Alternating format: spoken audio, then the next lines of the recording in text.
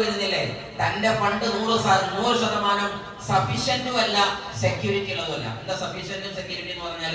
Security എന്ന് പറഞ്ഞാൽ 100% സാറേ എനിക്ക് 1 കോടിയുടെ ഹോസ്പിറ്റൽ ബില്ല് വന്നാലും ഇന്ത്യക്ക് ഉണ്ട്. എന്റെ മക്കൾക്ക് ഫുള്ള് ഏറ്റവും ചുരുങ്ങിയത് 30 ലക്ഷത്തിന്റെ 5 ഹോസ്പിറ്റൽ ബില്ല് വന്നാലും എന്റെ ബാങ്ക് ബാലൻസ് ഫ്രീ ആയിരിക്കും, അല്ലെങ്കിൽ ബാങ്കിൽ അത്രയും ഉണ്ടാവും. അതല്ലെങ്കിൽ സാറേ എന്റെ സ്വപ്നങ്ങൾക്ക് മുഴുവൻ സിആറുകൾ ഒരുപാട് എന്റെ അക്കൗണ്ടിലുണ്ട്. ആർക്കും ഇവിടെ ഉള്ളത്? നമ്മളെ പ്രതീക്ഷ എന്താണെന്നറിയോ? കുറച്ചൊക്കെ ചെലവ് കഴിച്ച് കുറച്ച് സംഖ്യകൾ ബാക്കിയുണ്ട്, ആണോ അല്ലേ? നേരെ മറ്റൊരു ഹോസ്പിറ്റൽ ബില്ലും അല്ലാതെ വന്നാലോ?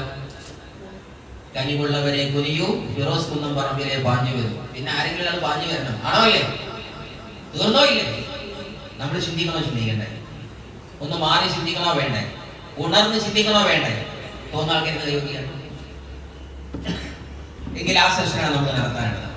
So actually on the screen you can see ഇതാണ് നമ്മുടെ പ്രശ്നം. എന്താ പ്രശ്നം?